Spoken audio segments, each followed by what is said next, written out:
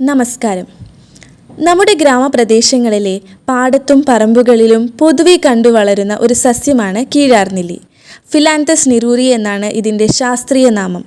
ഭൂമി അമലകി എന്ന് സംസ്കൃതത്തിലും stone breaker എന്ന് ഇംഗ്ലീഷിലും അറിയപ്പെടുന്നു.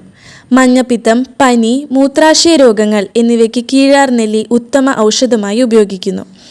ഇതിലടങ്ങിയിരിക്കുന്ന ഫിലാന്തിൻ, ഹൈപ്പോഫിലാന്തിൻ എന്നീ രാസവസ്തുക്കൾ മഞ്ഞപ്പിത്തം കുറയ്ക്കുവാൻ കാരണമാക്കുന്ന ഘടകങ്ങളാണ്. തിക്ത, കഷായ, മധുരരസം, ലഘു രൂക്ഷഗുണം, ശീതവീര്യം, മധുര വിഭാഗം എന്നിവയാണ് ഇതിൻ്റെ രസാദിഗുണങ്ങൾ.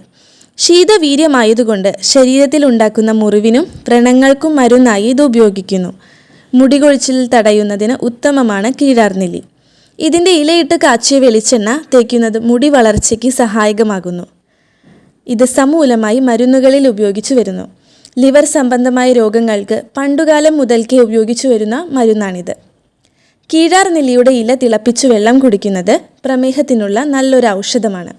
BP കുറയ്ക്കാനും നിയന്ത്രിച്ചു നിർത്തുവാനും സഹായിക്കുന്നതിനാൽ ഹൃദയാരോഗ്യത്തിനും ഏറെ മെച്ചപ്പെട്ട ഒന്നാണിത്.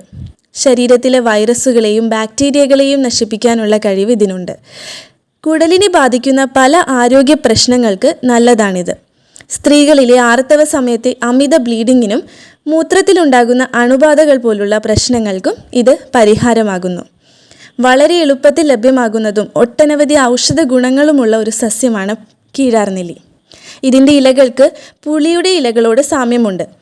ഇലയുടെ താഴെ പൂക്കളും പഴുക്കാത്ത കായ്ക്കളും കാണാം. ഇങ്ങനെ ഇത് എളുപ്പത്തിൽ നമുക്ക് തിരിച്ചറിയാം. നമുക്ക് ചുറ്റും വളരുന്ന ഇത്തരം ഔഷധങ്ങളുടെ കൂടുതൽ വിവരങ്ങളുമായി മറ്റൊരു വീഡിയോയിലൂടെ കാണാം. നന്ദി.